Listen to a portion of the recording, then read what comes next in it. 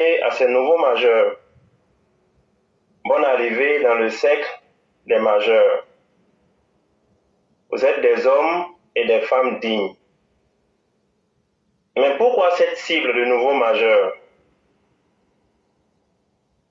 Cette cible de nouveaux majeurs parce qu'elle va nous permettre de faire le un coup KO face à cette opposition inactuelle et désuète. Vous avez eu 18 ans, alors approchez. N'ayez pas honte. Nous allons parler un peu. On va se comment, mes chères filles et fils. Vous savez, la Côte d'Ivoire va connaître encore une énième élection. Et cette fois-ci, il va se dérouler sans mort d'homme. 8 chers nouveaux majeurs, ignorant la crise de 2000, les élections passées ont eu leur lot de morts parmi cette jeunesse que vous représentez. Mais n'ayez pas peur.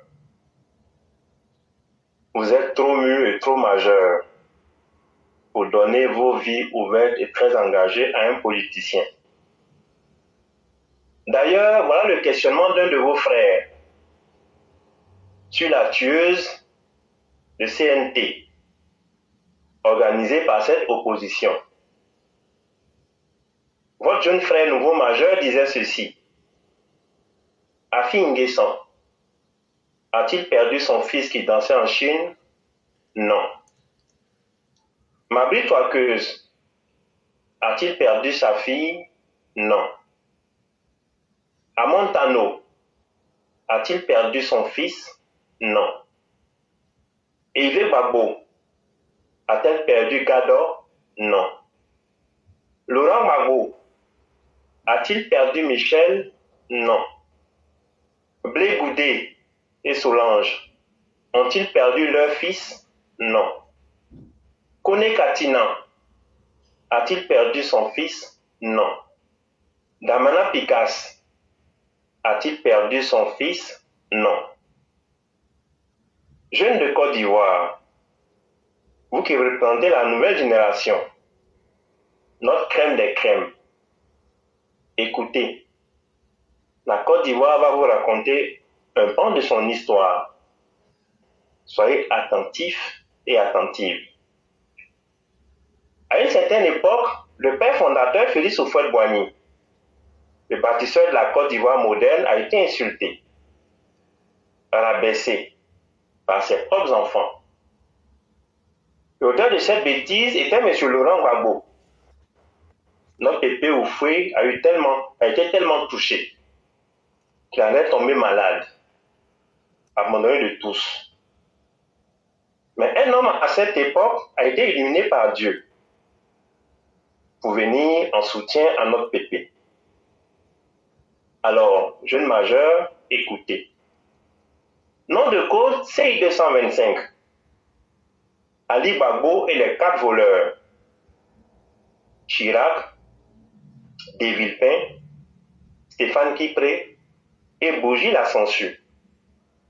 La Côte d'Ivoire sait, et nous savons désormais qui nous devons appeler le voleur. Chers nouveaux majeurs, je vais chanter. Et après, dites-moi, entre ma belle voix et celle de l'éclaireur, quelle est la plus belle? Houphouët Yako, Nante Besu, Nana Boigny Yako,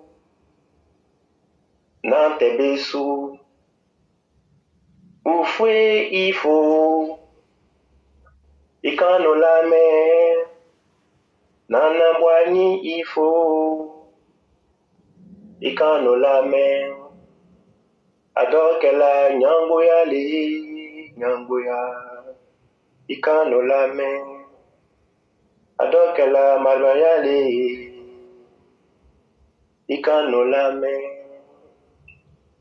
Papa Houphouët-Boigny, parlez-nous cette offense ignoble sur votre illustre personne. Puisse notre pardon être accepté par vous. M. Laurent Gbagbo, à une certaine époque, Vous qualifiez le président Houphouët-Boigny d'être un voleur. Vous affirmiez que Félix Houphouët-Boigny avait volé l'argent des Ivoiriens pour construire notre basilique. Vous disiez que vous n'avez jamais vu un planteur avec autant d'argent. Alors, question pour un champion. À tous les Gorpions et les Pythagores, venez répondre à cette question. Comment un professeur d'histoire peut-il avoir 2 milliards de nos francs et les offrir gracieusement à un président français qui était à la tête de la 7e puissance mondiale? Laurent Gbagbo est-il un voleur? Laurent Gbagbo a-t-il détourné à son profit l'argent du contribuable ivoirien? Laurent Gbagbo est-il un maraudeur? Chers Pythagore et Gorpion, venez nous le dire. N'ayez pas honte devant l'évidence, la certitude, la clarté, la flagrance et la réalité. Nul besoin de se cacher derrière les artifices. Ils sont tombés tous depuis la réponse de Gbagbo. Il m'a demandé. Laurent Gbagbo est un nègre fin.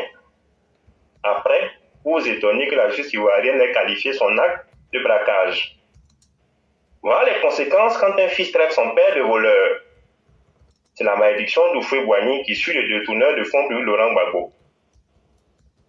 Monsieur Laurent Gbagbo, votre présence à la tête de notre pays aux agissements nous a permis de constater. Vous ignorez les 4 étapes de la dépense publique. Tous les Ivoiriens ont pu le noter à la question de faux. Monsieur Laurent Gbagbo, vous n'êtes pas obligé de donner de l'argent à tous ceux qui vous le demandent. Mais c'est Chirac. Monsieur Laurent Gbagbo, retenez que pour l'exécution des dépenses, deux procédures doivent être mises en place. La procédure normale, la procédure simplifiée. Ça peut s'effectuer en 3 étapes. L'engagement, l'ordonnancement et le paiement. Vous avez carrément ignoré les 2 premières étapes pour aller directement au paiement. Pauvre Côte d'Ivoire, à combien s'élèvent tous ces milliards que tu as perdus? Comment faire pour retrouver tout cet argent qui t'a été volé au profit de cette grande escroquerie de la France-Afrique?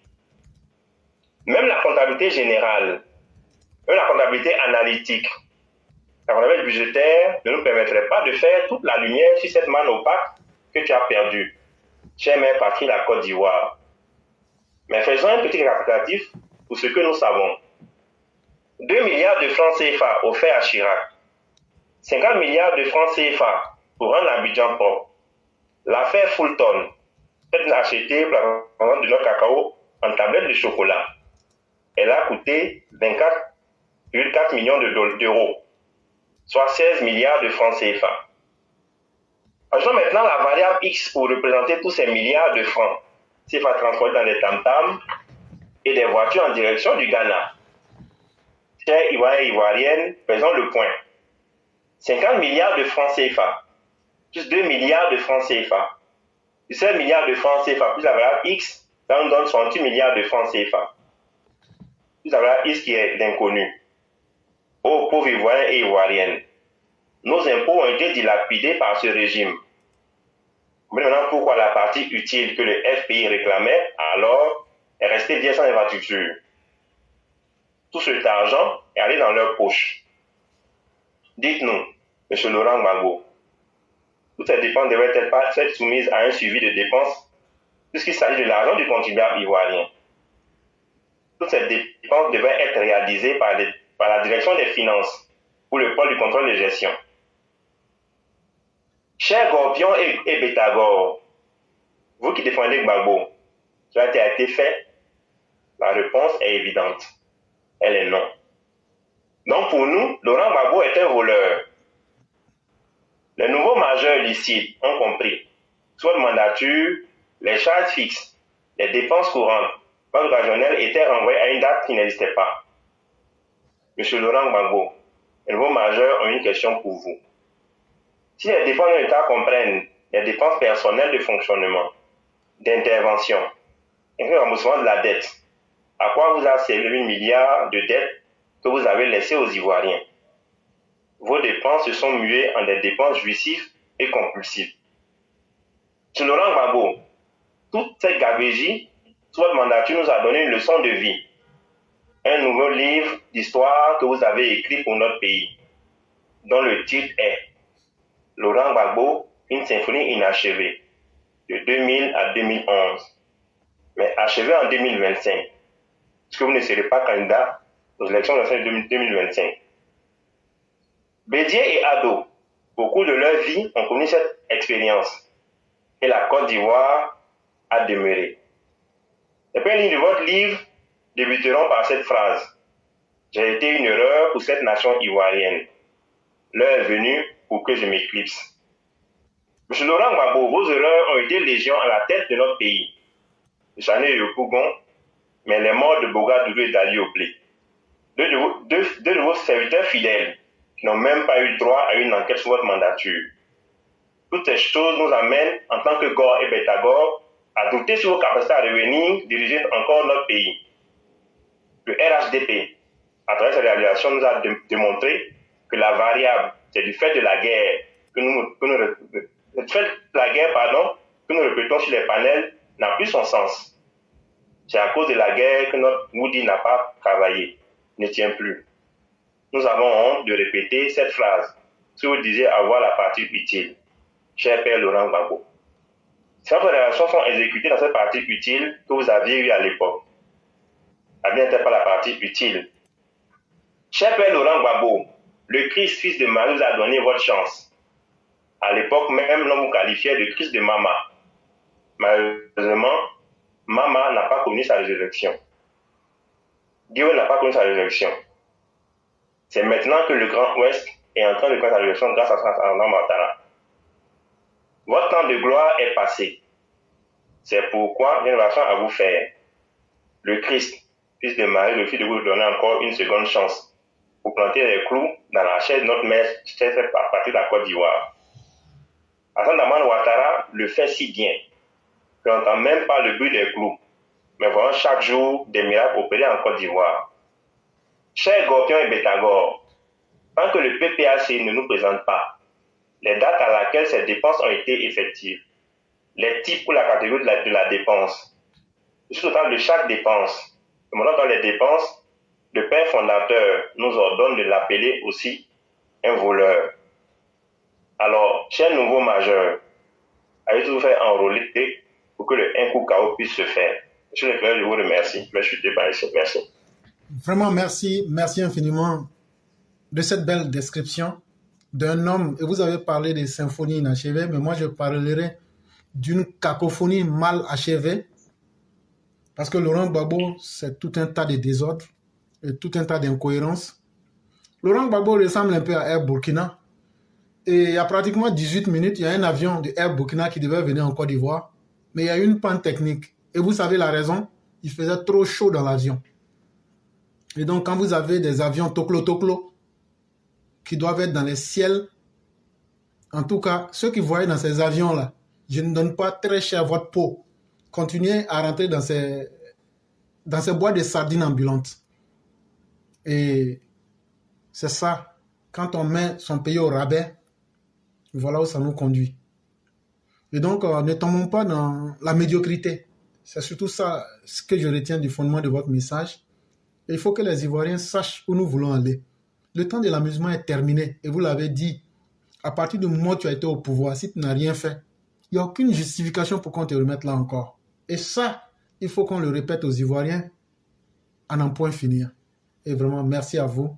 Merci infiniment de rappeler encore ce message. Et surtout aux jeunes gens, les primo-votants, d'aller se faire enrôler pour être réellement sur la liste électorale, pour influencer sur le destin de leur pays qu'est la Côte d'Ivoire.